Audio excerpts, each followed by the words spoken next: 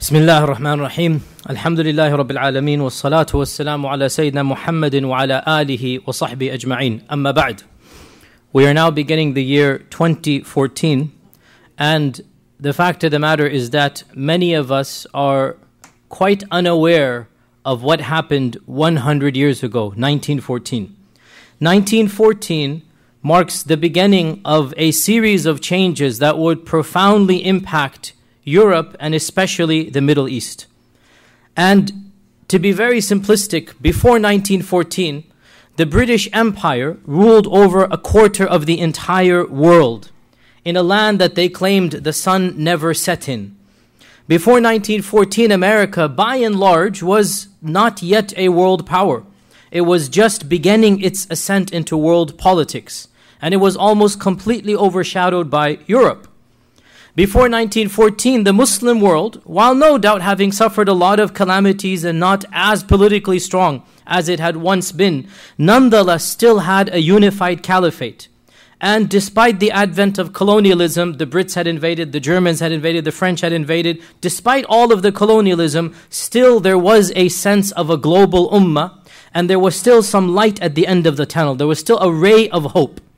All of this was going to change in 1914 onwards. In 1914, the one event that is basically assumed to be the catalyst of World War I is the assassination of the Archduke Franz Ferdinand. Now we're going to have to hear a little bit of European history because it is intrinsic. You cannot understand World War I without a little bit of European history. Believe you me, I will try my best to minimize the European side. But we need to understand some European history in order for it to play into its role in the Middle East. And the Archduke that was assassinated, he was the heir, he was the royal prince, if you like, to the Austro-Hungarian Empire, which was one of the largest empires at the time. It no longer exists. It has been fractured into 8-9 different countries in our times, Austria and Hungary and whatnot. There was an empire called the Austro-Hungarian Empire. And the Archduke, the heir to the throne, is assassinated by a group of Serbians in Sarajevo. And this ignited nationalistic and ethnic tensions that had been simmering in Europe for many decades. And it sparked fires that would eventually lead to what was called at the time the Great War. It was not called World War I because there was no World War II. At the time it was called the Great War. Only when World War II began did they call the first one World War I, then they called the second war World War II. World War I, or the Great War, was the largest global military conflict that humanity had ever seen up until that point in time, with over 70 million soldiers participating. These are staggering figures. 70 million people on the battlefield fighting. These are the fighters, not the countries. The countries, obviously, if you include them, that's literally more than half of almost of the world's population. And around 10 million people died in the battles of World War I. It was also the first time that modern technology was used with such savagery. It was the first time that chemical weapons were invented. It was the first time that you had airplanes basically using guns and firing bombs from airplanes. This didn't happen until World War I. And this basically led to the development of munitions and more dangerous explosives. The war lasted 4 years. And at the end of the Great War in 1918, the largest empires of the world, or I should say 4 of the largest empires of the world, ceased to exist. And the largest empire, England, was cut in half. The effects of World War I were truly devastating. 4 of the largest empires in the world were completely decimated. The first of them, the German Empire. It became a small country called Germany. It used to be a large empire with a dynasty. The second of them, the Russian Empire. Once again, this was a large empire with a dynasty. Then it became a smaller country. The third of them, the Austro-Hungarian Empire. This was completely decimated. It didn't even remain Austro-Hungarian. It was actually split up into a number of smaller countries. And most importantly for our lecture, the Ottoman Empire. The end of World War I signaled the end of all 4 of these empires.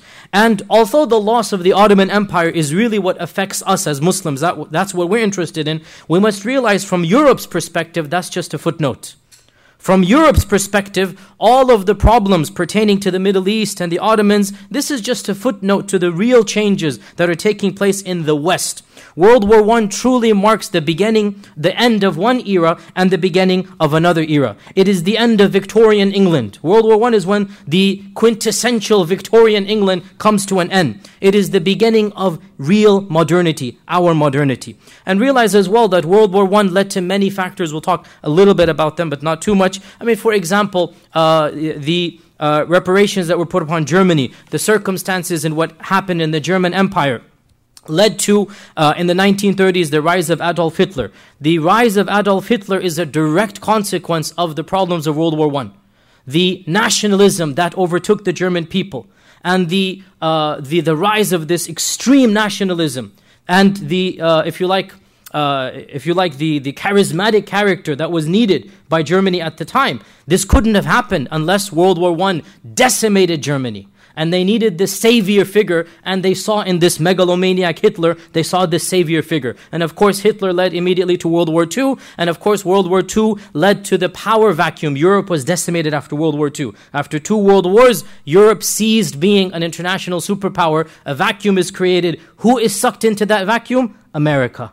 And so, post-World War II, America becomes the only dominant superpower. It is no exaggeration to state that pretty much every single major political issue of our times began being shaped directly in 1914. The superpowerdom of our own country, America, the breaking up of Europe, the fractionization of the Middle East, the collapse of the Ottoman Caliphate, the last Khilafah that we had, all of this begins in 1914. So, in order to talk a little bit, and this was the introduction, in order to talk a little bit about this, we need to mention a little bit about World War I. So, if you look at the map here, we're going to set the stage for World War I, what exactly happened. That in order to make sense of the events that led up to the collapse of the Ottoman Empire, we need to give just a very brief overview of the political situation in Europe and the West in the time. The primary superpower at that time was England. America had been, up until that point in time, isolationist. It does not want to get involved in world politics. It's a very mind-your-own business type of stuff, and it was only after World War II that America comes to the superpower stage. Competing with England, but a distant second, is Germany. And after Germany, we have Tsarist Russia. Russia is still being ruled by dynasties. And France. And this large empire, you see, the Austro-Hungarian Empire. The Austro-Hungarian Empire. European alliances at the time were very messy and confusing, and it's definitely not something we're interested in. And what makes it even more confusing is that the countries that we talk about, some of them no longer exist, such as the Austro-Hungarian dynasty, and even the ones that do exist, Germany and Russia, they're not the same. Germany is now like literally 1/3 or 1/2 of what it used to be. Russia as well, completely changed. Suffice for this lecture to point out, what we need to know is the Austro-Hungarian Empire is an ally of Germany. Austro-Hungarian Empire is an ally of Germany. And the Serbs are allies with Russia. Just keep this simple point in mind. Okay? The Austro-Hungarian and Germany is one block, and the Serbs and Russia are on one block. So, when the Archduke of which empire? Who can remind me? Austro-Hungarian Empire is assassinated by the Serbs. So this is igniting racial tensions. When the Archduke of the Austro-Hungarian Empire is assassinated by a group of Serbs, this ignites tensions that are beyond the scope of this class, but they've been stirring for many decades. And eventually, the Austro-Hungarians decide that they're going to retaliate by invading Serbia. When they're going to attack Serbia, Russia gets involved. And Germany, who's an ally of Austro-Hungary, if we can get the map back on, because I know everybody's already confused. If you just look there. Leave the map. So Germany and Austro-Hungary, you can consider them to be basically one force. That was the one side of the World War I. You see Russia and Serbia on the other side. Basically, they are all in yellow. That's one block, if you like. So Austria-Hungary decides to invade Serbia because of the assassination. Germany uses this as an excuse to invade France and Switzerland and Belgium and Netherlands. So they use this as a power grab excuse. You're going to attack from that side, we're going to attack from this side. And slowly but surely, every single European power is forced into what was called the Great War. Eventually, all of the world's superpowers are drawn in, and they're organized into two camps. On the one hand, you look at your map now, you have England, France, Russia, Italy, And right at the very end, America comes in. America does not come in to World War I till the very last year. America tries to stay out. The very end it comes in, we'll talk about that a little bit as well. So notice Russia right now is not the bad guys. Russia is on the side of the Allied forces. This is the big confusing thing. Russia is different in World I versus World War II. Russia right now is on the side of England. It's on the side of Italy. It's on the side of America. Against who? Against Germany and the Austro-Hungarian Empire. Okay, this is basically, and those are called the Central Powers. Germany and Austro-Hungarian Empire is the Central Powers, and then you have the Allied forces. When I say Allied forces, this is the West as we know it. America, England, France, and Russia. Russia is a part of the Allied forces. Now, the Great War lasted for 4 years, 1914 to 1918, and was primarily fought in Europe. There was a Western front in France and Germany. There was an Eastern front between Russia and the Austro-Hungarian empires. And that was where most of the brutal trench warfare took place. It's not of direct concern to us. There were a number of small skirmishes, significant battles in Ottoman and Muslim lands. And it is some of these battles that we are interested in. But before we get there, the question arises, how did the Ottomans get involved in a very European war? What do the Ottomans have to do with Europe? Why should the Ottomans be concerned about World War I? The Ottoman Sultan at the time was Sultan Mehmed V. We have a picture of him, Sultan Mehmed V. And for quite a while, if we can see the PowerPoint, for quite a while, the Ottoman Sultans for at least 100, 150 years had become a mere figurehead. The next, I have to do that, sorry. Okay, here we go. The Ottoman Sultan Mehmed V, he ruled from 1909 to 1918. This is one of the last Ottoman Sultans, not the last. We're going to get to the last one as well. And the Ottoman Sultan at the beginning tried to be neutral. He said, I don't want to take either side. However, one of the sad facts of Islamic history, it's not just for the Ottomans, throughout Islamic history, many times the Sultan or the Khalifa was a figurehead. And there were people that were controlling the Islamic dynasty and the Islamic lands more than the Khalifa himself. And this was the case right now. When World War I began, there was a group of people that called themselves the Young Turks. This is another subject in history. The Young Turks. The Young Turks were a group of forward-thinking, very liberal, people that were controlling the palace. And the Ottoman Sultan, by and large, was a figurehead. And to add to this, the Ottoman Khilafah had become a very weak Khilafah. Europe had been mocking the Muslims for over 150 years by calling the Khalifa and by calling the Ottoman Empire. What was the title? Who can tell me? The sick man of Europe.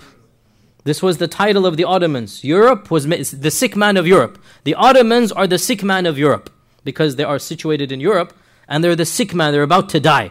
So the British had already predicted the death of the Ottoman Caliphate, and it would come now in World War I. Recently, right before World War I, the Ottomans had also lost a large chunk of their lands, the countries of Bosnia and Herzegovina, the countries of Albania. Additionally, colonialism was also very rampant at this time. The French were in Algeria, the Italians were in another place, the Germans were, England, of course, was in India. As you know, the British Raj was in power. So already large chunks of the Ummah had been cut off. But still, there was the bulk of the Ummah still under the Ottoman lands. Now, the Ottomans were technologically very backward. I gave a talk a year ago about the printing press to give you one example, right? That was just one example. Technologically, they had to rely on the West. Frankly, like every Muslim country in our times does as well. Where do they import the electronics from, the gadgets from? Where do they import engineers from? Where do they import major projects from? You cannot have any Muslim country in our times except that if there's a multinational project that needs to take place, they're going to send out bids to the rest of the world. They're going to come and bid on their local projects. As you know, right? This is the reality. Even much of the construction of Mecca and Medina is being done by German companies. If you don't know this, I'll tell you, right? So the fact of the matter is technologically, no Muslim land can be completely cut off, especially in the 18th, 19th, 20th centuries. So the Ottomans are relying upon Western powers for everything. For a period of time in the 1800s, that Western power was England. In 1880, for reasons beyond the scope of our class, England cut off, said we don't want anything to do with you. England cut off from the Ottomans. They said, get out of here, we want nothing to do with you. So the Ottomans turned to Germany, that was the second largest power. Just like in the 70s, for most of you know, there was England sorry, there was America and Russia. Well, in the 1890s, there was England and Germany. Okay, so the Ottomans then turned to Germany. And a very strong relationship began in the 1880s between Germany and the Ottomans, between the Kaisar of Germany. His title was Kaiser. That's the title of the German emperor. The Kaiser of Germany and the Khalifa in Istanbul. And this is best exemplified in that very romantic and famous train called the Orient Express, which even to this day brings a sense of nostalgia or a sense of, fame and whatnot. There was an Orient Express, which was the pinnacle of decadent luxury. You could board the train in Munich, Germany, and it would get you off in Istanbul. And as you know, the trains were the main highways and carriages at the time. So in 1889, you have this Orient Express, and you see many movies, even famous black and white movies and books and whatnot written about the Orient Express. What is the Orient Express? It's a direct train line from Germany to Turkey. What does that show you? Strong bonds between the two. Just one example of this. Also, the Kaiser had visited the Istanbul many times, and the Khalifa has also visited Germany. And there are, to this day, if you go to Istanbul, you will find monuments built for the various Kaisers that have come. Monuments that show, the Kaiser landed here, he was awarded this over here. So Germany and the Ottomans already have a strong relationship before World War I. And in fact, the field of Orientalism, which is the academic study of Islam, Orientalism is what you used to call non-Muslims who study Islam. Orientalism was strongest in Germany, and it began in Germany.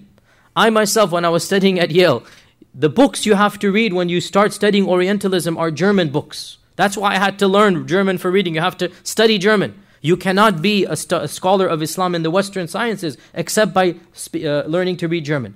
And the classics that were written in the 1890s to 1930s in Germany, in the German language. To this day, these are the classics. So Germany has the greatest relationship with Turkey at the time, and even though in 1914 the Sultan said he's going to remain neutral, circumstances changed, and it is said that the inner court, the Young Turks, maneuvered the Sultan, and the Grand Vizier, the Pasha, the Grand Vizier, whose name was Said Pasha, is the title, Said Pasha, along with the Minister of War, and the Minister of War is probably the guiltiest culprit here. His name is Enver Pasha.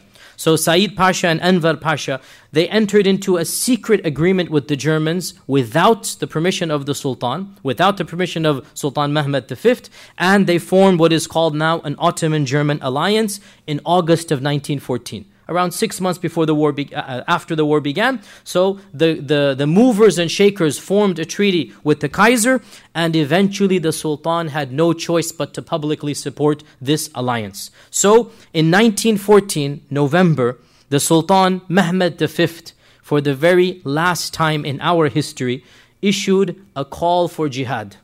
Literally, because the Khalifa has the right to call for jihad, as you know in Islamic law. The only person who has the right to call for offensive jihad is the Khalifa. So for the very last time, up until our times, in our history, in November 1914, Sultan Mehmed V proclaimed jihad against the Allied forces. And the Allied forces are, of course, England and Italy and France and Russia and America. So this is a public commitment, and therefore once the Ottomans have been dragged in, now the Allied forces can attack the Ottomans, fair square. When you've declared jihad against us, obviously they're going to attack back. And the Ottomans, it was only a matter of time before the Ottomans would be invaded, and that is exactly what happened. A few months later, in April 1915, Britain and France launched a joint attack against the Ottomans with the express aim of conquering Istanbul. So for the first time, Western powers are attacking Ottoman lands, and this became known as the Gallipoli campaign. The Gallipoli campaign, and it was a brutal onslaught. And we have just a quick map over here. You can see it in front of you. If you look at the map in the middle, if you look at the map in the corner, you see Istanbul up there, right? And you see the Sea of Marmara as well. So they attacked in the Dardanelles Straits, which is lower left corner of the map. You see that? I don't have, unfortunately, a clicker. I should have brought a pointer. Oh, the mouse can be seen? Nope, it can't be. Oh, here, okay. So here is Istanbul, as you see, right? Now, Istanbul, of course, there's the Black Sea, and the Black Sea is connected, obviously, to the Russian Empire. So this is a direct passage to Russia, and they have to go through the Straits of Istanbul, through the Sea of Marmara, down the Dardanelles. This is called the Dardanelles, and this is a larger map of this small area. So the Allied forces wanted to attack what is basically this land over here, so that they could control sea access to Russia. Because if you control, this is called the Dardanelles Straits, if you control the Dardanelles Straits, you control the navy of Russia. Is that clear? Right? If you control this small point of land here, this is Gallipoli. This is Gallipoli, and there's a famous movie in the 80s by, I forgot the very famous actor, very famous Hollywood actor. It's called Gallipoli. 1981, I think, is a very famous Hollywood movie, and it talks about basically this invasion from their perspective. So they thought by control, and they were correct in this, by controlling these straits, they're basically going to control the Russian Navy. So they attack full scale Australia, New Zealand, England. They all attack the Strait of Dardanelles. Here we go again. And this attack proved to be a disaster for the Allied forces. They lost over 150,000 men. Now, it wasn't easy for the Ottomans. The Ottomans won. It was a resounding victory for the Muslims.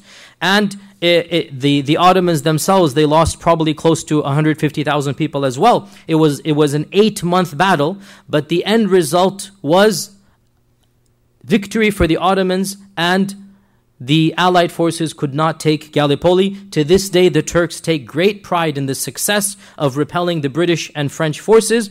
It was also in this battle that a general shot up to fame and eventually became the founder of modern Turkey. His name was Mustafa Kemal, and eventually he was called Ataturk. It was this battle, the Battle of Gallipoli, that shot him to fame. It boosted his credentials. He was the commander and leader of the attack. You can call it the defense, not the attack. He was defending the Ottoman Empire, and because of the success of this battle, basically, he could ride on that success all the way to becoming the president of Turkey, the first president, as we'll talk about in a while. Now, sadly, even though the Muslims did win the Battle of Gallipoli, that would basically be their only victory.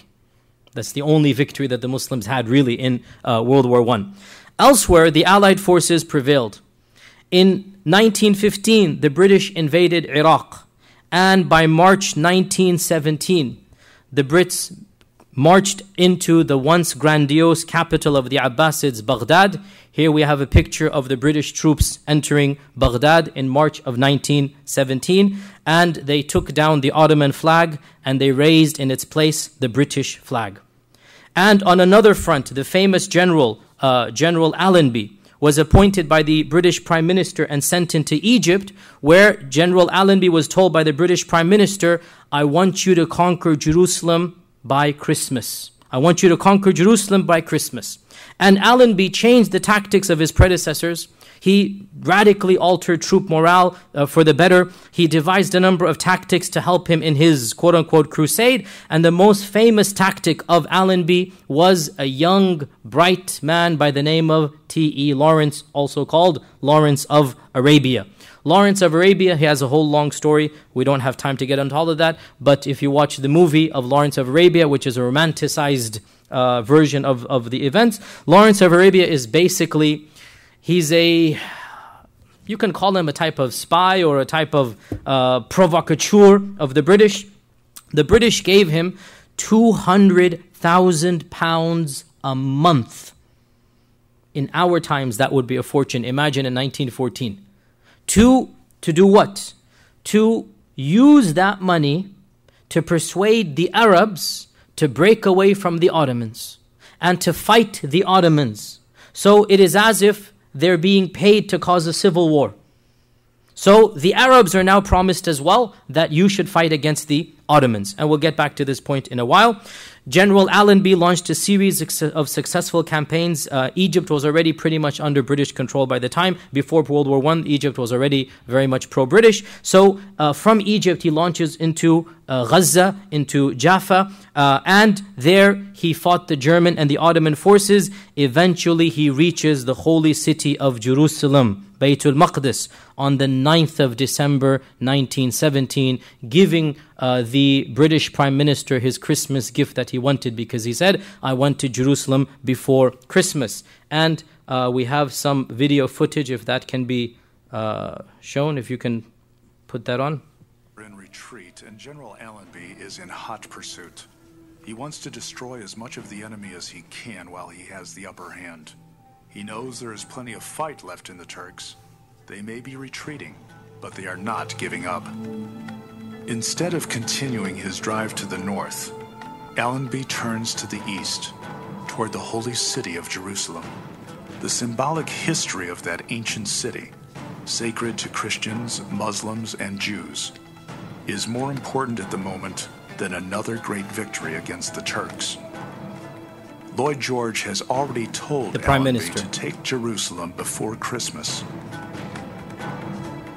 The religious significance is not lost on Christians among the British troops. Ford's Tin Lizzies ploughed through the sandhills and raced along the coast tracks where Pharaoh's war chariots had travelled. A derelict tank lay in no man's land, within rifle shot of where Samson's primitive weapon of the jawbone of an ass had proved more deadly. Well, in some respects it was a crusade. But Allenby is really sensitive about this because he doesn't want it to be called a crusade. A lot of his soldiers were Muslim. I mean, his labor force, for example. He also had Indian troops. And so he doesn't want this sort of Christian versus Muslim conflict. And he just doesn't want to call that at all. But you couldn't help but be aware, if you were a British soldier, that you were going into Bethlehem or that you were getting closer to Jerusalem. And so even though Allenby doesn't want it really talked about as a crusade, some of the rank and file did think that way. And I think it was some motivation for some of these British soldiers. On a night of rain and bitter cold, British forces attacked the holy city of Jerusalem on December 7th, 1917. The enemy offered strong resistance at first. The enemy, that's only us. 15,000 men against overwhelming enemy numbers. They begin to withdraw from the city. 4 centuries of Ottoman rule have come to an end. On December 11th, General Allenby enters Jerusalem on foot. Wallahi, this is one of the saddest moments in Islamic history. This is exactly when General Allenby is entering Jerusalem as a conqueror. We have this on video. This is him entering. Respect for the city. He is the 34th conqueror of Jerusalem in its long, volatile past. After a campaign that has lasted 40 days and 40 nights, with the loss of 18,000 men, the British soldiers have delivered a Christmas present to their nation. In the city, Allenby delivers a proclamation to the crowd and dignitaries gathered.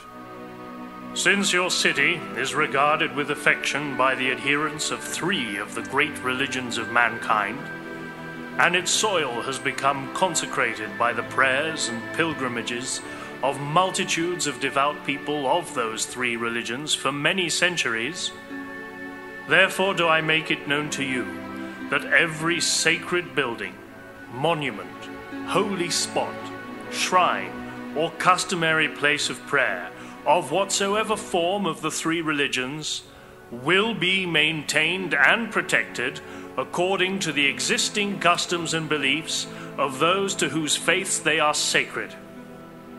The Turks lose 25,000 men in the struggle that began October 31st.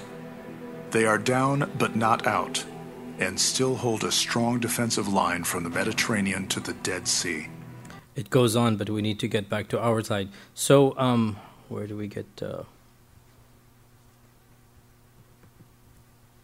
where do we do it from current slide here? Okay.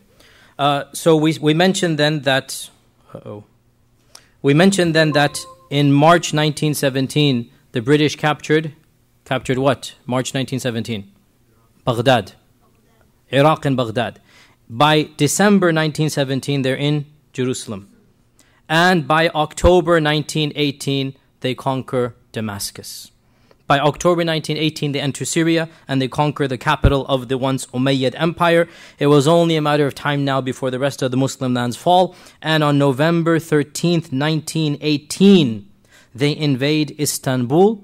French and British forces invade Istanbul, and Istanbul falls to the Allies.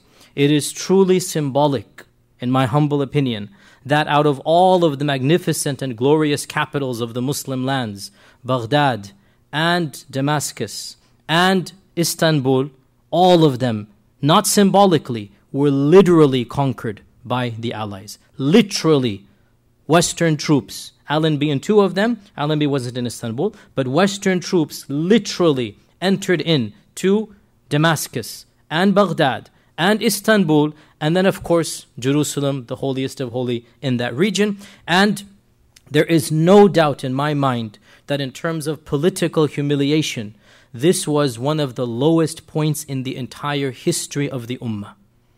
Perhaps the only disaster politically that was bigger than this was the Mongols. Perhaps the only disaster that was perhaps more painful was the Mongols, and even that is, you can debate.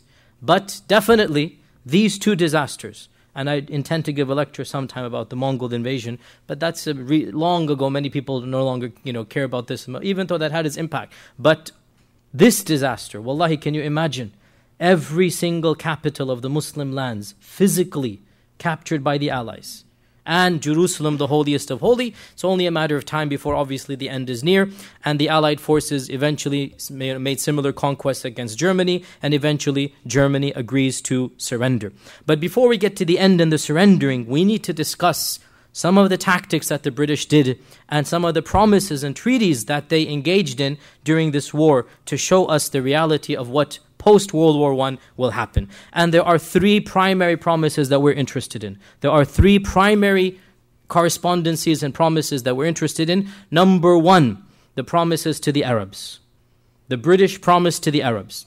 Beginning in July 1915, the British High Commissioner of Egypt. Now, who's the High Commissioner? High Commissioner is basically higher than an ambassador. He's like a governor who represents the British interests in that region. So he is the highest ranking British diplomat in the entire Middle East. And Egypt was already basically a British protectorate by the time. So the British High Commissioner in Egypt, his name is Sir Henry McMahon.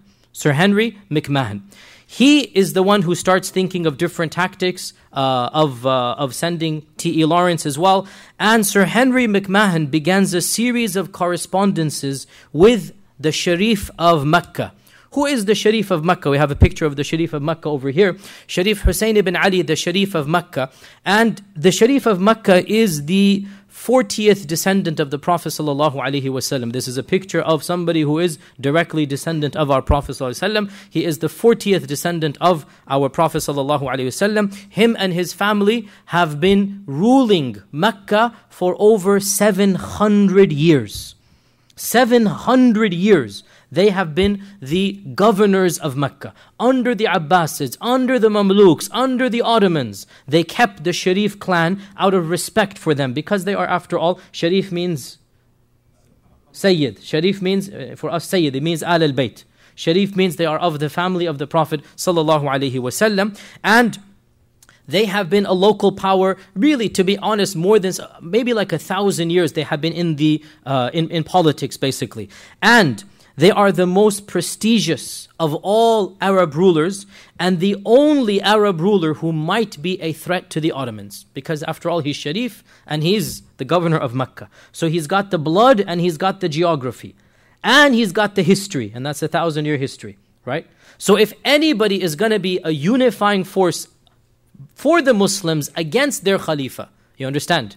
Divide and conquer here, right? If there's anybody whom the Muslims could possibly be bribed into accepting as an alternative Khalifa, it would be this man, Sharif Hussein ibn Ali, and therefore Sir McMahon, Henry McMahon, began a series of correspondences, and T.E. Lawrence became a personal friend to Sharif Hussein, a family friend, literally a family friend. He becomes on a first name basis to Sharif Hussein and his 3 sons, and the Sharif, of course, now, yes, he is Ahl al-Bayt, but we had mentioned in our lecture, just because you're Ahl al-Bayt doesn't mean you are automatically an angel or a saint.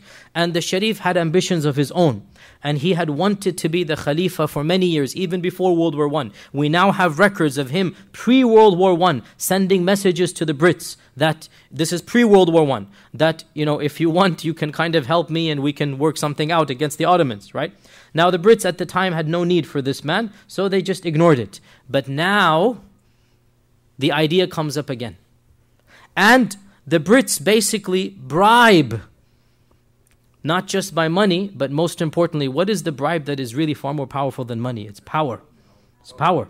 That is the most powerful bribe a man knows. Power. They promise the Sharif that if you fight against your fellow Muslims, if you rebel against your Khalifa, and that is the Ottoman Sultan, we will make you the next Caliph. And we will give you a united Arabia. By Arabia, we don't mean Saudi Arabia. We mean the Arab lands, Damascus, Baghdad, everything in between, Syria, Lebanon, Jordan, everything, Arabia. You shall become the Khalifa of a united Arabia. And they continue to convince him until finally it is now set in stone. And we have to point out here that yes, we're angry at the foreign powers, at the West, at England. We're angry at the double dealing. But in the end of the day, they used us against ourselves. In the end of the day, we have to put the blame where also it lies. And Muslims are also guilty, just like every other party is guilty. And we have to acknowledge the greed and the power struggles on all sides. And here we have a copy of one of those letters. If you take a look at it on your slide, this is a copy. If you look at the date, can you see the date on there? October 24th, 1915. I want you to read this. That subject to the above modification, Great Britain is prepared to recognize and support the independence of the Arabs in all of the regions within the limits demanded by the Sharif of Mecca. Notice, very clear here. This is the original letter, by the way. You see Henry McMahon, you see the signature. This is the original letter. Great Britain will guarantee the holy places, and Great Britain will give the Arabs her advice and assistance, and I'm convinced this declaration will assure you beyond all possible doubt of the sympathy of Great Britain towards the aspiration of her friends, the Arabs, and will result in a true and lasting alliance, the immediate results of which will be the expulsion of the Turks from the Arab lands and the freeing of the Arab people from the Turkish yoke, which for so many years has oppressed them so heavily. So, McMahon, with obviously the approval and the knowledge of the British government, they promise Sharif Hussein ibn Ali that if he revolts, the British will give him a united Arab land and he will be made the next Khalifa from Iraq to Turkey to Syria to the Hijaz. And the Arabs took this as an official promise from England. And based on this promise, the Sharif launched a war against the Ottomans. Not against the Brits, against the Ottomans. And the Brits, under the command of T.E. Lawrence, would literally tell the Sharif's forces, attack here, attack there, do this, do that. And now if you watch the movie Lawrence of Arabia, now if you watch the movie with this background in mind, you will see exactly this is what Lawrence does. That he's the one who has the idea, let's attack Aqaba, let's do this, let's do that. Now the Brits are telling the Arabs where to attack against the Turks for their best interest. And the primary line of attack was the railroad that connected the Ottoman lands to Arabia and to Jordan. They wanted to minimize, because railroad is the highway. If you cut off the highway, you're not going to get troops, right? And so, even though the Arabs were not that effective in terms of army, they were effective in terms of destroying the railroad, in terms of bombing, the lines and whatnot. And therefore, the Arabs took this as the promise that if we fight against the Ottomans, we will be given our united Arabia. And T.E. Lawrence, or Lawrence of Arabia, was the one who was put in charge of this Arab revolt. Now, little bit of footnote about Lawrence. Lawrence's role has been sensationalized and made larger than life by an American journalist. His name was Lowell Thomas from Chicago. He was visiting the lands and he found this Britisher dressed like an Arab, speaking Arabic, and he kind of made it far more romantic. He's the one who gave him the title Lawrence of Arabia. It's a very romantic view of an Englishman fighting for Arab independence. He basically painted it in a very positive light. We cannot forget that T.E. Lawrence, in the end of the day, is a British agent provocateur, right? We should not have much sympathy at all for T.E. Lawrence, even though there's no denying that Lawrence believed in his own cause, which is Arab independence. But when Lawrence found out about the other two agreements that we're going to mention right now, guess what? He didn't tell anything to the Arabs.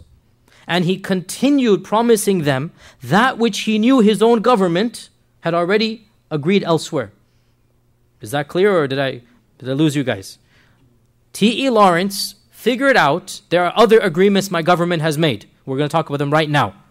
But he still continued to promise the Sharif and his family all of these promises, even though when World War I came to an end and the negotiation was being done, it is true Lawrence did fight the British verbally for an Arab independent state, but he was outruled and outvoted, and he basically abandoned the Arab cause and went back and died in an automobile or a motorcycle accident. Perhaps he felt guilty about the Arab cause, but there's no denying that he was a double agent, meaning that he knew exactly what his own country had promised, and he pretended to be a friend to the Sharif, but he continued fighting on behalf of England and telling the Sharif lies that he knew were lies. He did feel guilty most likely, but so what? In the end of the day, he continued doing what he did. So, this is the first backhand deal. It's called the McMahon Promises, or it's also called the McMahon-Hussein Correspondence. We have physical letters. I showed you one actual letter. Very clearly, the Arabs are promised complete independence. You will become the Khalifa if you fight against the present Khalifa. This is the first backhand deal. The second one, which was far more sinister, was the something called the Sykes-Picot Agreement. And this is really of the most important agreements. Now, remember that the McMahon letters date back to 1915. Guess what? In 1915, the same year that the Brits are promising the Arabs independence, they have begun another series of negotiations. This time with the Russians and the French. Now, the Russians and the French are on their side. Right, the Russians and the French are on their side.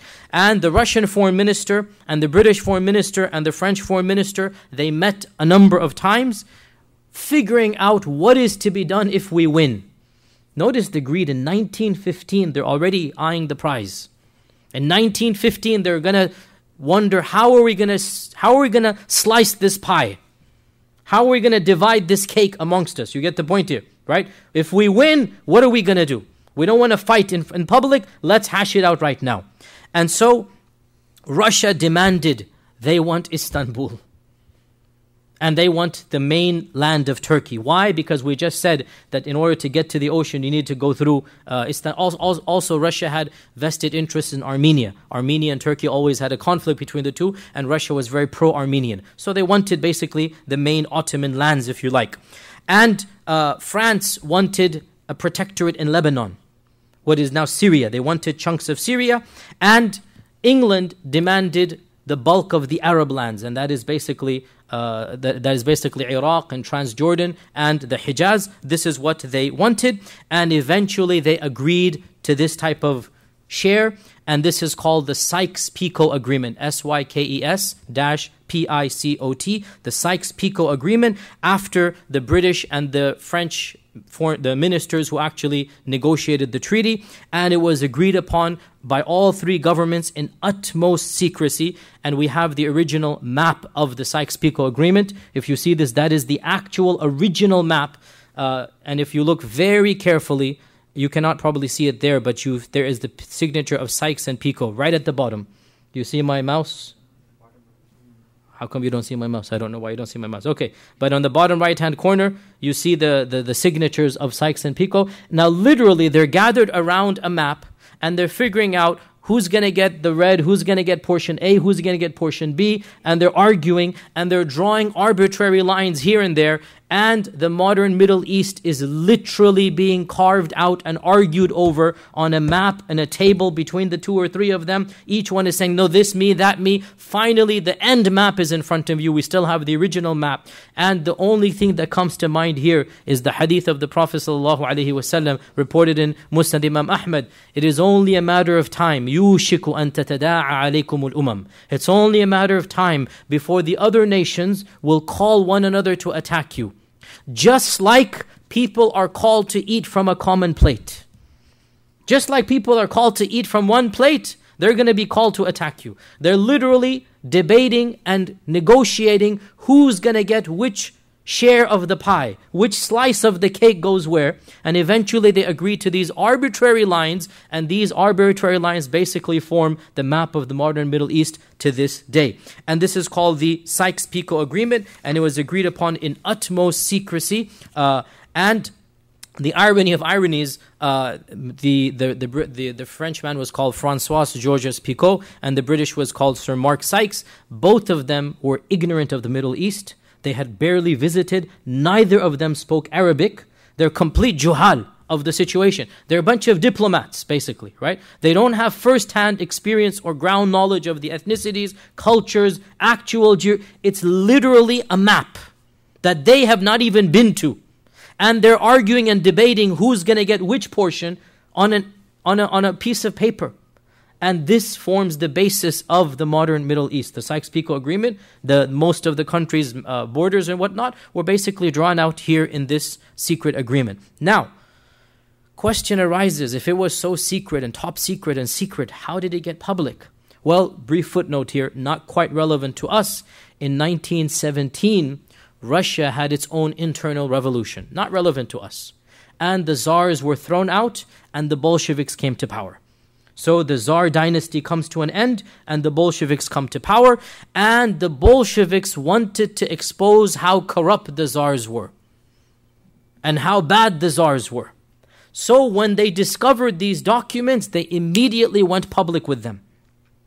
And the next day, New York Times heading and the Times of London heading is basically secret agreement between England and Russia and whatnot that goes against the McMahon Promise, it goes against the Arabs' independence. Even the British public and the American public are now savvy to what's going on. Compare this to Edward Snowden and what he's doing in our times, right? This is the people leaking the secrets and whatnot, right? It was a source of great embarrassment to England that here we are promising the Arabs, and as we are promising them and signing letters with them, we're also signing letters with the Russians and with the French. But they managed to smooth it over, believe it or not. And wallahi, how naive the Muslims were.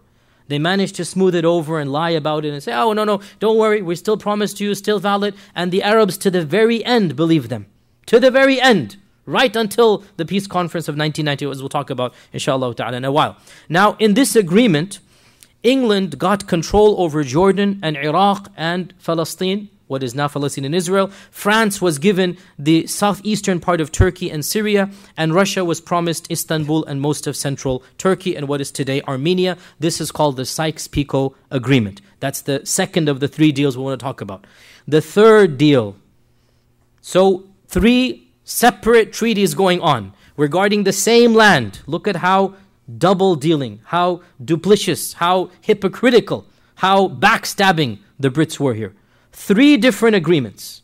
While all of this is going on, guess what? 1914, talk begins in the British cabinet at the highest levels of promising a Jewish homeland to the Zionists. Talk begins of now carving out an independent Jewish homeland and giving it over to the Zionists. Now pause here. Who were the Zionists? The Zionists were a movement that began in the late part of the 19th century. A group of influential, powerful Jews in Europe began this movement, which was called Zionism. They called it Zionism, and it was called the World Zionist Federation Council. And the goal of Zionism was the establishment of an independent Jewish homeland, preferably in Jerusalem itself. Now this is in 1880s, 1890s. They're already talking about this type of talk. And the most influential people in this movement were Theodor Herzl, who's basically the founder of the Zionist movement, and then Chaim Weizmann, who eventually becomes the first president of Israel. Chaim Weizmann becomes the first president of Israel. Now, interestingly enough, in the beginning, the Brits tried to promise them another land. And they said, why don't you choose Uganda in Africa? It's easier for us. Go to Uganda. We'll give you Uganda. Have your own independent land in Uganda. Now remember, the Brits controlled 1/4 of the world at the time. The Brits controlled much of Africa and India and all of these lands, the Far East. They're all under British control. And many countries in Africa were British protectorates. So they wanted to give a country they felt wouldn't be problematic. So they tried to convince them to take Uganda. And if they had said yes, history would have taken a whole different turn. Israel would have been in Africa. In the heart of Uganda, there'd be Israel over there, right? But they insisted, no, we only want Jerusalem. Our eyes are on the prize. We want Jerusalem. And eventually the British negotiated out and they agreed to support the Zionist cause. Now, this leads to a very, very big question. Why? Why would England, why would Britain want to support the Zionists? What are they gaining out of this? And here we have a whole bunch of theories, some of which border on conspiratorial and bizarre. Allah knows best. I will mention basically 4 reasons, and there are more than these. I will mention 4 reasons that at least the first 3 I kind of am sympathetic to, the last one I'm so-so about. The first reason, and by the way, this topic of why the Brits wanted to support the Zionists is a very interesting topic, and as I said, you get a lot of theories, and some of them really are conspiratorial, and I just want to dismiss those outright.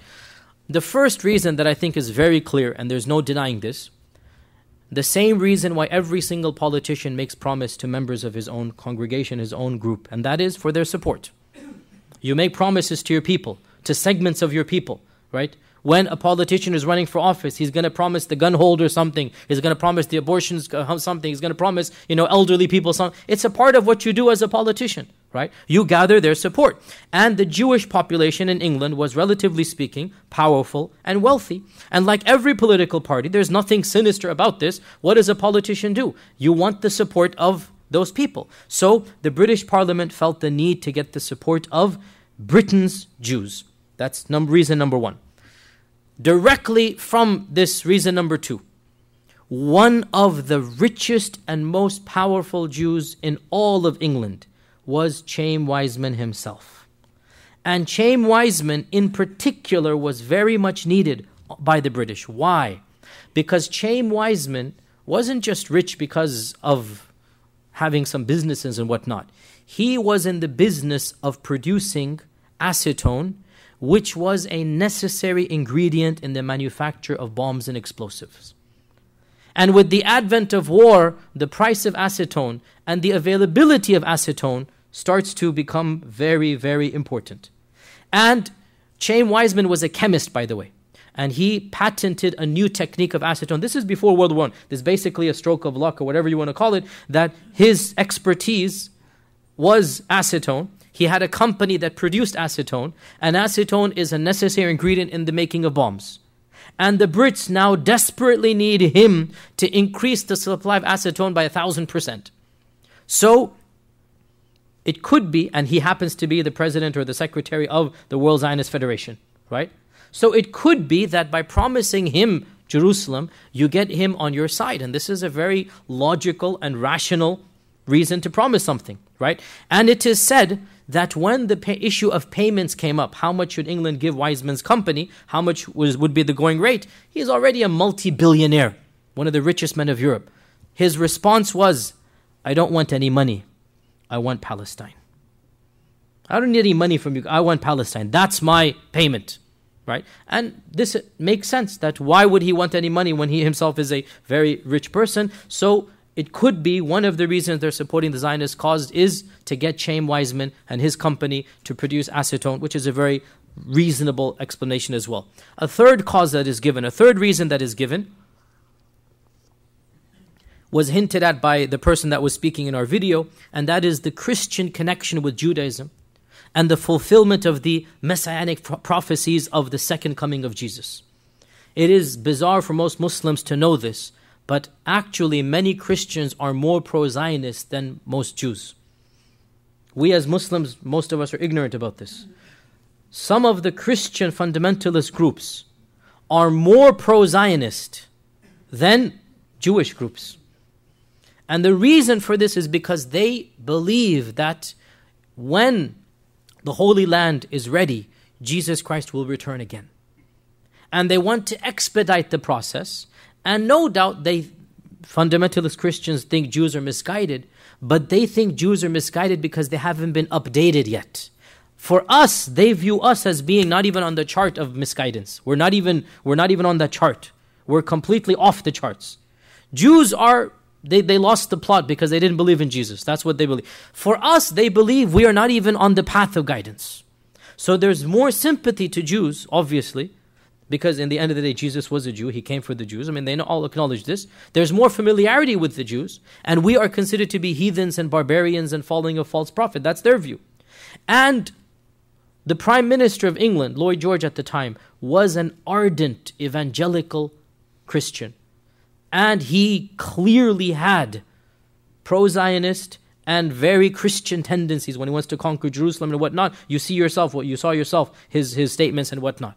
And there's no denying that there's an element of pro-Zionism coming out of a Christian theology.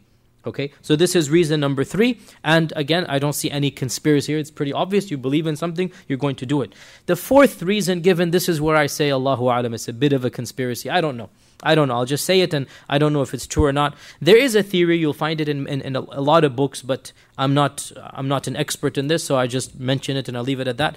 That by promising Palestine to the Jews, this was a bribe to certain high-ranking officials in the White House to try to drag America into the war as well. And this is a theory that is given. And they mention some names and whatnot, that this was some type of, promise that America would also get involved. But, Allahu A'lam if this is true or not, but let me say one thing, and this is shocking to many of us, but it's historically true. Mainstream American Judaism was completely opposed to Zionism for the first 40 years of Zionism. Mainstream American Judaism, 1880s, 1890s, it was a European phenomenon. Zionism was a completely European phenomenon. American Jews, by and large, scoffed at the idea of an independent Jewish homeland.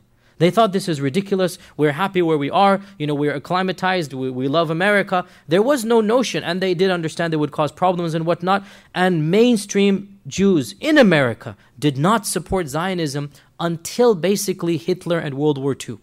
That's when they felt the need to have an independent Jewish homeland. And this is well documented. This is not some type of theory. This is a known fact that mainstream American Jews were not pro-Zionist.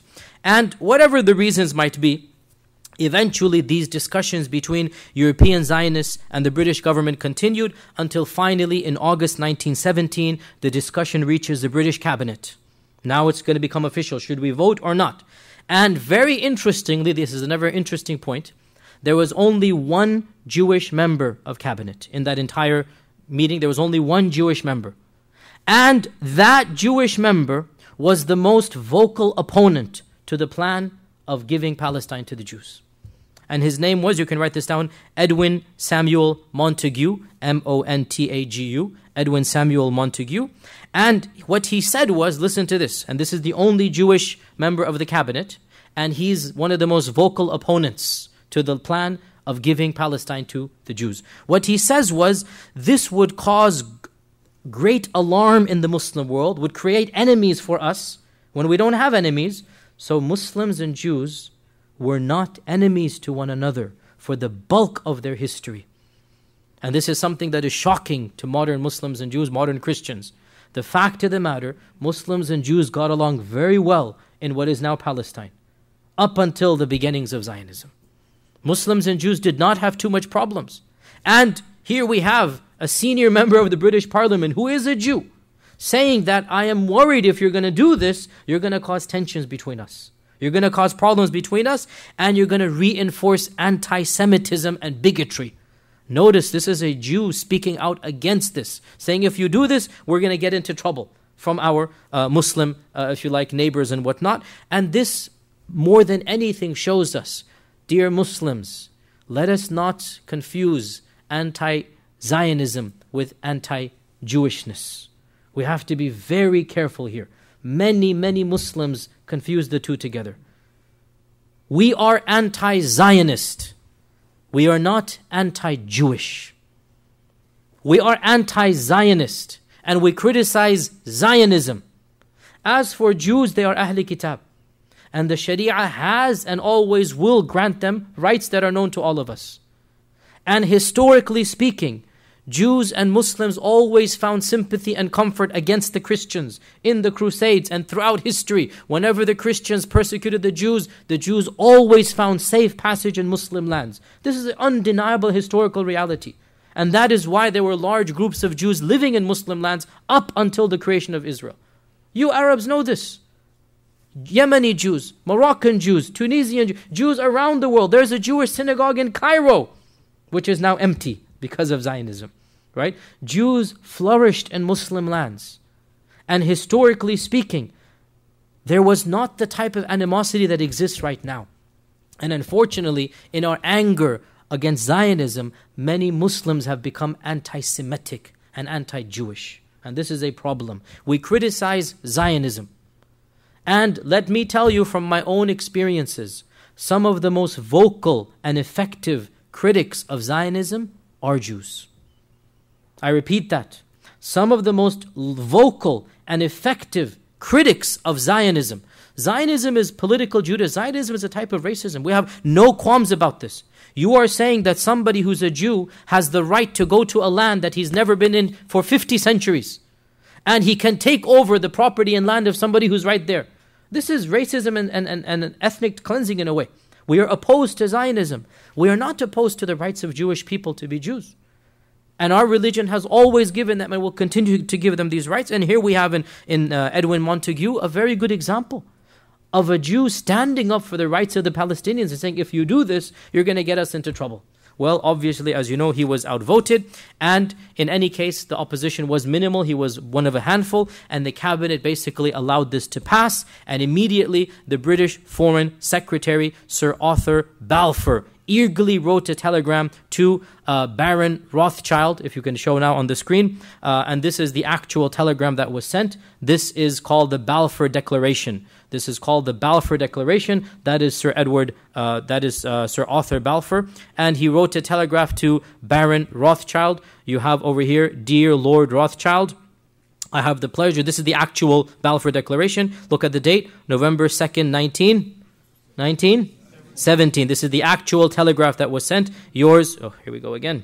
Yours, Arthur Balfour. And it says that His Majesty's government views with favor the establishment in Palestine of a national home for the Jewish people and will use their best endeavors to facilitate the achievement of this objective.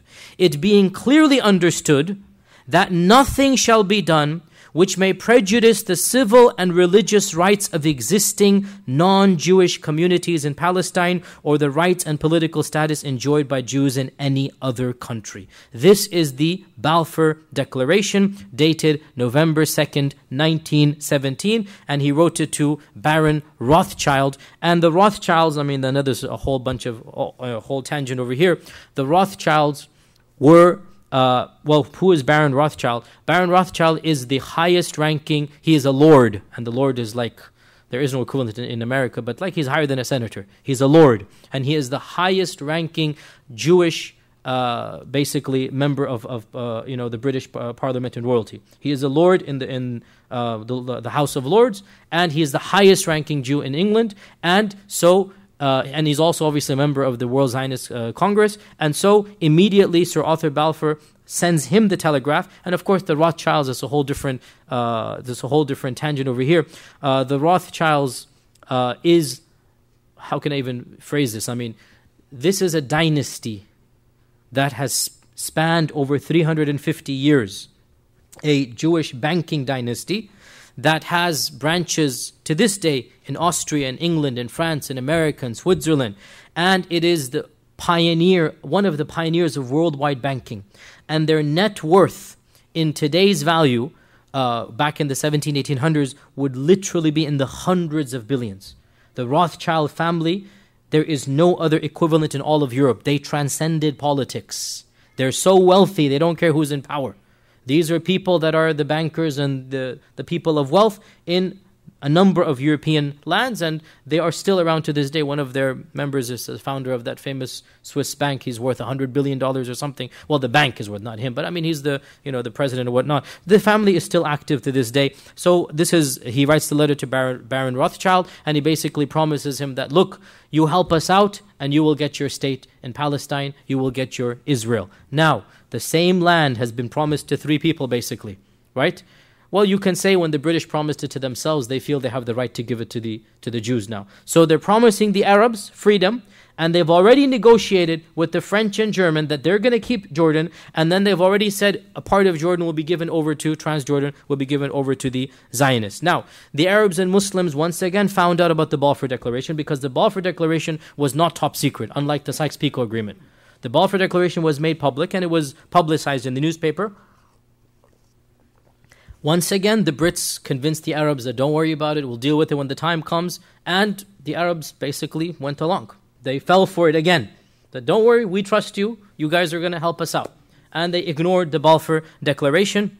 And do realize that when all of this began, pre-World War I, only 5% of Palestine were Jews. The Jewish population was less than 5%. And they are being told that you're going to get a state in modern Palestine. I mean, in some cities, Muslims are 5% here in America. Probably in New York, we're more than that. Imagine if we are told, oh, you can get all of New York, don't worry. This is literally the promise that's being made, right? All of New York is yours if you just help us out. Well, how about the rest of the people of New York? All of this, we need to understand, this is what's going to happen now. That's exactly the tensions that are going to come. This is exactly the problem. And these are the three primary agreements that the Brits made, and it is undeniable that these agreements demonstrate the duplicity and the outright hypocrisy of England and the double-crossing role that they played in promising different people different things, and in particular, how they backstabbed the Arabs and the Muslims. Now, we need to start wrapping up what exactly happens. Obviously, Germany eventually is defeated, and Germany basically resigns or surrenders at a very infamous date at 11 a.m. in the 11th day of the 11th month. This is a famous thing that happened. It just so happened 11 a.m. on the 11th of November in the year 1918. This is when World War I officially comes to an end, and there are many results of the end of World War I. We'll summarize some of them. That obviously, first and foremost, there was the loss of life. In some European lands, more than 20% of the male population is gone. Changes the whole dynamics. Second was the famine, because when you don't have men, you're not going to have fields, you're not going to have this. And the famine probably killed at least triple or quadruple the amount that died in the actual war. Tens of millions of people across the globe died as a result of famine. And then when you have famine and you have a lack of sanitation and whatnot, then the third disaster. And this was the Spanish influenza of 1918. And what will make you understand what is the Spanish influenza?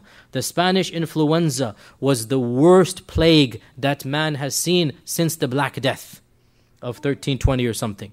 It is estimated that up to 5% of the world's population died in the Spanish influenza. The Spanish influenza, it's called the Spanish influenza, but it spanned the globe from America to the Far East. People just fell sick, healthy people, and the demographics were typically between 35 to 55. Healthy people would just start coughing blood, and this was I forgot to mention, this is the original bird flu virus. H1N1, this is the first one. And that's why when the bird flu virus resurrected 3-4 years ago, everybody panicked. Because they didn't have a cure for the Spanish influenza. It just stopped on its own. After a good percentage of the world just basically died. And this was the largest plague that mankind had seen basically since the Black Death. It is estimated that up to 100 million people died in the Spanish influenza of 1918, 1919, 1920. On a personal note, my own great-grandfather also died in 1918 as a young man. My own great-grandfather in 1918 just fell sick, started coughing. And this is in the village of India, right? Middle of nowhere. And Spanish influenza, 1918. So that was the third issue that we're going to talk about. So the first was basically the tragedies of the war itself. The second was the famine. Then the third was the Spanish influenza. Obviously, World War I also caused a lot of economic and social reforms that's beyond the scope of this class, but just one nukta or one footnote here, feminism. Feminism. For the first time in human history, the roles of men and women were reassessed. In human history, not Muslim history, it was understood what is the role of a man and the role of a woman. In human history, across the globe, men and women have a certain understanding and relationship. Men are in charge of one thing, women are in charge of another. As Allah says, وَلَيْسَ الذَّكَرُ كَالْأُنثَى. The man is not like the woman. And it is understood the woman is more of a caretaker, more of a homemaker. This has historically always been the case. Well, 1918 changes all of that. It has to. When 20% of your population that are men are gone, what's going to happen? Women have to go to the workforce. And women are told you have to take, and for the first time, and we have many posters to this day, that you have women, you can do it. You know that poster of a woman with the scarf and the quintessential feminist poster, right? That masculine look with the muscles. You can do it, right? You're going to go and do it. And World War I was the first time when women were asked to leave the sanctity of the house, the peacefulness of the house, and were told, go and work, we need you. Then obviously, when they're going to do this, and World War II made it even bigger, so the first wave of feminism began after World War I, the second wave, not coincidentally, after World War II, and then we are still basically seeing this entire reshifting of men and women. All of this comes about from World War I, but for us, we are interested in the politics and especially the Middle East and the Ottoman collapse. So, what happens in 1918 November, ceasefire is declared, and in 1919, the victors all gather to divide the cake. The victors all come together and party for almost a year. And by party, I mean engage in meetings and dialogues. And they chose Paris, France. And this is called the Paris Peace Conference of 1919. When the world leaders of America, England, Italy, and France all came together. If we can see the next slide as well. Here we have the presidents of... Here you see on your slide, the president, that is the president of, firstly, that is England, and then Italy, and then France, and then that's Woodrow Wilson right at the very end. On the right, Woodrow Wilson, right? This is the infamous picture, Paris 1990, the presidents of England, Italy, France, or I should say Paris, excuse me, in Paris, sorry. France and America. These are all of the four presidents, and obviously hundreds and thousands of entourage, ministers of every single country. For 1919, Paris became the capital of the world. Delegations are coming from all over the world, even from the small islands of whatever, coming for independence, clamoring for this and that, petitioning the African movements as well. Here in America, the African Americans trying to petition for independence from the whites. I mean, all over people are coming to basically, petition against other causes and whatnot. And obviously, this Paris Peace Conference of 1919 was when the victors agreed on how to divide all of the spoils in front of them. And of the most important effects, although not directly relevant to us, was the financial constraints and burdens and taxes they put on Germany. And they said that the Germans are completely guilty. You must acknowledge that every one of you is guilty for causing World War I or for causing the Great War, and you have to pay back every single country all of the damages that has happened. So Germany is placed with trillions of dollars of basically taxes and debt. It's impossible to pay off, right? And the Germans knew this. And Germany has this now complex of how they're going to do this, and obviously in this complex, in this underdog type of mentality, Adolf Hitler comes along in the late 1920s and 30s, and he gives that German pride that they were waiting for, and that was that pride that basically caused Hitler to come to power, which of course precipitated World War II, which of course precipitated the collapse of Europe as a world power, which of course shot America up into the superpower status that it still continues to enjoy to this day. It was also in this conference that both the Arabs and the Zionists came and argued their case in front of the Allied politicians. And Woodrow Wilson, now at this point in time, America is neutral. I know that sounds bizarre for us, but once upon a time, America was not biased towards Israel. Well, there was no Israel right now, but America was not biased towards the Zionists. And America actually tried to be neutral, believe it or not. What did Woodrow Wilson do? 1919. He said, let us send our own independent study into the land, and let us see if it's feasible to give the Zionists a land for themselves. And this is called the King Crane Commission. King-Crane, C-R-A-N-E, the King Crane Commission, because there was two people, and they were both Arabists. They spoke fluent Arabic. They were scholars, academics, if you like.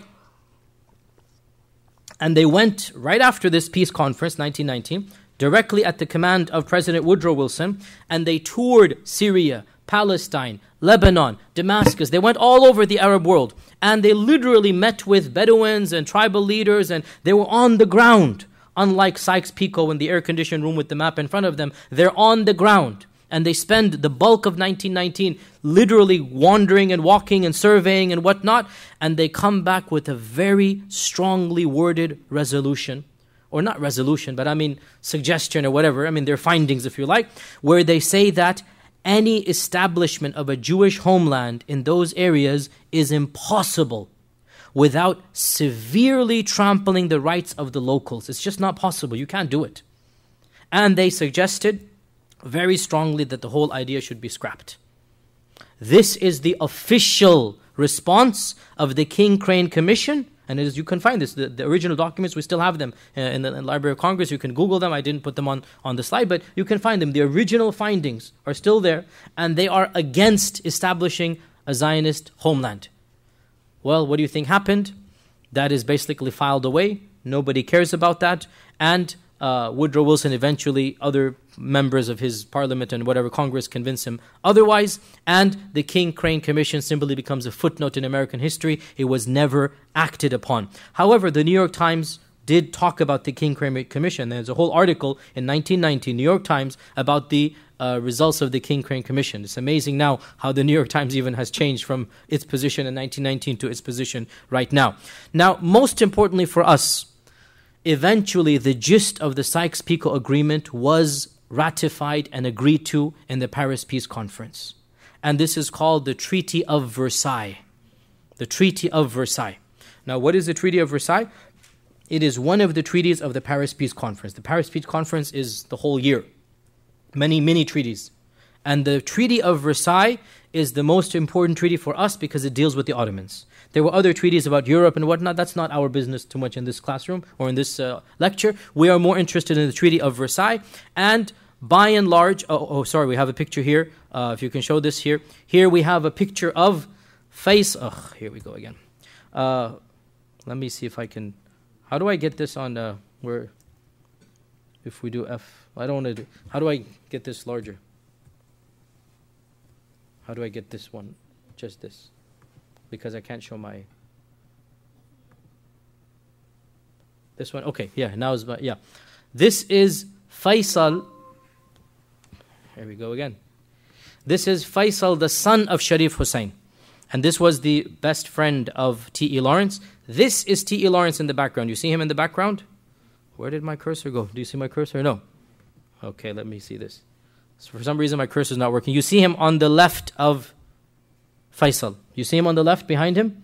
He's the only white guy wearing the ghutra, wearing the shimagh. He's the only white guy wearing the Arab headgear. Kind of smirking. That's T.E. Lawrence right there. Okay? So you have in the forefront Faisal, the son of the Sharif of Hussein. Right? So Sharif Hussein had 3 sons. We're going to talk about this. Faisal was the closest friend to T.E. Lawrence. He was also the youngest son. And this is in Paris. They're standing in Paris.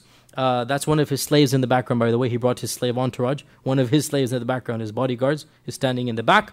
And towards his right is his one of his viziers or one of his admirals. And then you have 2 British people and a Parisian. And there's T.E. Lawrence over there as well. So he is arguing for Arab independence. He's arguing for give my father the caliphate. That's what you promised me.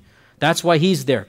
Chaim Weizmann also is there, and the Zionist Federation, and they're saying the Balfour Declaration, you promised us, right? So this is where the you-know-what hits the you-know-what, right? This is where both parties are saying, you promised us, what are you going to do? And so what happened was, they kind of sort of basically acquiesced and agreed to the Sykes-Picot Agreement, and a portion of Syria came under French protectorate. If we can see this now, a portion of Syria became French protectorate, and one of the first things that the French did, this is the French protectorate, this was given to France. one of the first things that the French did was to quite literally create a new country that they called Lebanon. Sorry, all Lebanese brothers and sisters, but you should know your country is very recent and it was created by the French for the Christian Arabs. The French wanted to reward the Christian Arabs for having helped them out in World War I. And the first thing that they did, they said, let's divide this land into a number of different lands. Let's give it a Sunni land, a Christian land, an Alawi land, a Druzi land. This was a proposition. There were different theologies over there. And of the first things that they successfully did, they carved out Lebanon. And they made it for the first time in human history a separate country. And they said, okay, this is now for the Maronite Christians. Now obviously it didn't turn out that way. Eventually Lebanon became a multicultural land. But it was meant to be only for the Maronites. And there was also talk, as you see on your chart, of a separate Druzi state at the bottom. It was called the Jabal al-Duruz state. And on the upper left, the Alawi state. Right? They wanted to give a separate land for the Alawis. Now, what else did the French do? The French ruled over this land for around 20, 30 years till World War II. Then the Syrians revolted and kicked the French out. And then they went their separate ways. But during French control, they wanted to find a group that could be loyal to them against the Sunni majority. And so they came across the Alawis. And the Alawis, up until that point in time, had been barbarians. I should say they still are, some of them. But up until that point in time, they had been quite literally uneducated. When I say barbarians, I mean it. Uneducated, illiterate, raiding. If you look at history books, what were the Alawis known for? Raiding Sunni property, killing their men and women, sometimes raping, and then taking their property.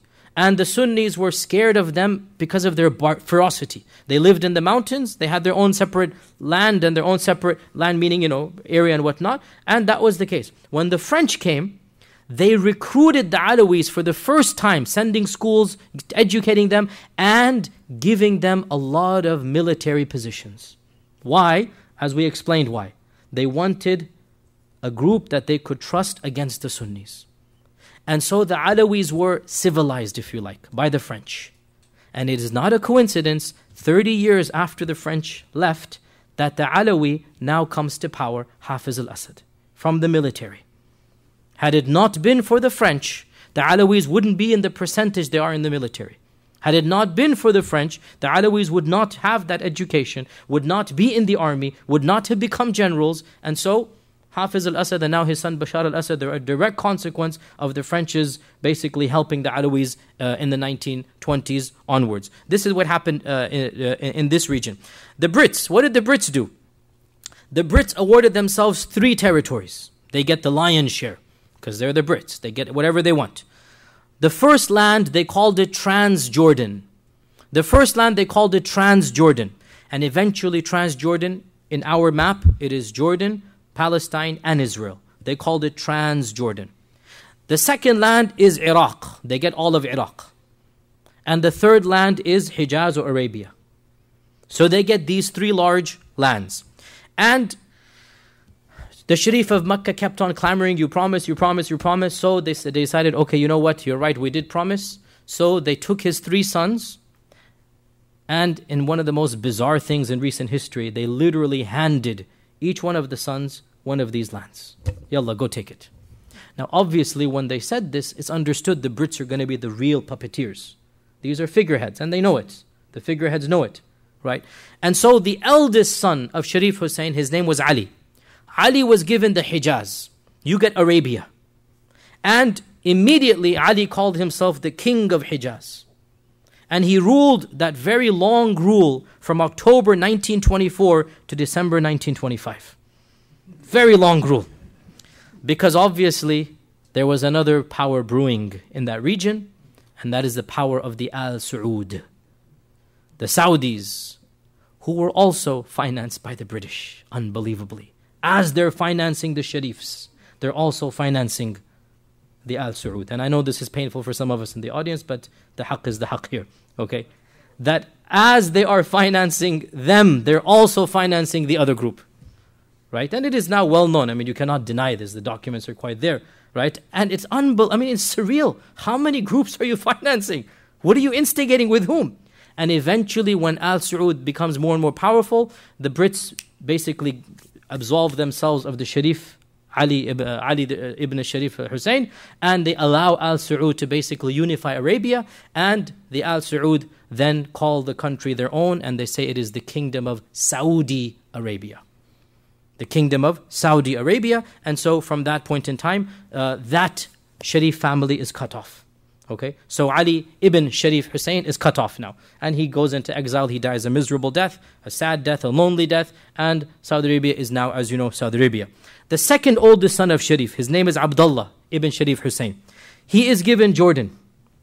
He is given Jordan, and that is the only one of the three who, Allah's qadr has it, was successful in his own way, and he proclaims himself the king of the Hashemite kingdom of Jordan. Hashemite because he's Hashemi in lineage, right? And eventually his grandson Hussein becomes the king, and Hussein was the king from 1952 to 1999. And then he died, and currently it is Hussein's son Abdullah. And so the current king of Jordan is the great-great-grandson of the Sharif Hussein of Mecca. Clear? The current king of Jordan is the great-great-grandson of the very one who made the deal with the Brits. And he's the only one that Allah's qadr has it, that they remain there. Otherwise, the Hashemite king of Jordan has absolutely nothing to do with Jordan. He is from Mecca, and he is Hashemi. And the Brits literally plucked him up there and threw him there, and he is still ruling that land to this day, him and his descendants. Tayyib, that's the second of the three. The third of the three was the youngest, Faisal. And Faisal was the most friendliest to T.E. Lawrence. And Faisal was made governor of Iraq. And he immediately calls himself the king of Iraq. MashaAllah, we got three kings, three brothers. All of them wanted to be kings. There's king here, king here, king there. And you can see in their blood. You see it's in them, right? By the way, I forgot to tell you, Ali, the eldest, he actually called himself Khalifa for a while. The one in Mecca. The eldest. When his father died, and the Ottomans are no longer there, so now he says, I am the Khalifatul Muslim. He self-appoints himself the Khalifa. Didn't really last for too long, and the Khilafah never was considered to be his. In any case, the third of the three, Faisal ibn Hussein, he is made the governor of Iraq. He becomes the king of Iraq. And Iraq is a little bit more complicated, but the people of Iraq they literally kicked him out. Literally. They didn't want him. And they kicked him out. The Brits installed one of his cousins and nephews, again the Hashemite, the Sharif family, and 2-3 other kings, cousins, relatives came, until finally in 1958 the Iraqi army revolted against the great-grandson of the Sharif, basically one of the Sharifs, and in a sad tragedy, no doubt all of these are sad, they gathered together the entire family, men, women and children in a room, and they shot them to death, all of them, the entire Sharif family that was in Baghdad at the time, and that was in 1958, and a young army cadet at the time, eventually in 1968 rises to power, and his name is Saddam Hussein. Just 10 years after, and he was in the army at the time. He wasn't in the room, but his leaders, the people he knew, were in charge of the 58 revolution. Right? So we're not going too far back here. You see my point here. This is very recent history. Well, what happened in Turkey? The Allied forces initially agreed to a treaty that was called the Treaty of Sevres in 1920, which effectively handed Turkey over to the Brits. Effectively, the treasury, the politics, the police would be given over to the Brits. But a faction of Turks rebelled against this. And that faction was led by that dashing general who had become famous in the War of Gallipoli, and his name is? Well, his name is not Ataturk, his name is Mustafa Kemal.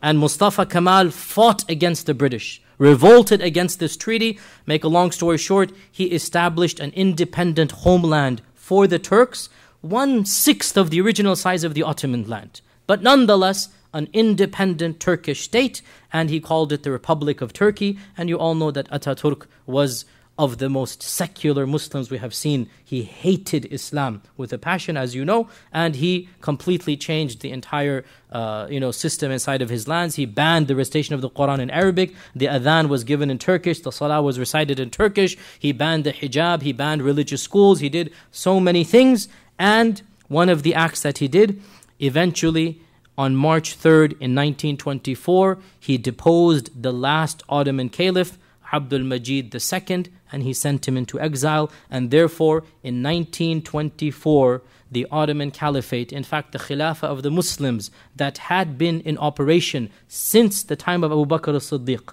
non-stop, continuously, even the Mongols did not destroy the Caliphate. It lived on. Even the Mongols could not get rid of the Caliphate. Well, from 1914 onwards, a series of events precipitated in the Muslim world that eventually led to the collapse of the Caliphate. And from 1924 up until our time, we have not had a caliph. Here there is a picture of the last Ottoman Caliph, Abdul Majid II. And I chose a very interesting picture. I apologize about the picture of the lady, but that is his daughter by the name of Khadija. And she was his last daughter. And this is a picture taken in Paris. He went into exile in Paris. He died in 1939, I think, before World War II he died. And listen to this. This is a very interesting point of history. Very recent. In fact, their children are still alive now. Listen to this. The most powerful and richest Muslim ruler in the world was, at the time, was, you should know. Guess. The Indian knows. The Nizam of Hyderabad. Huh?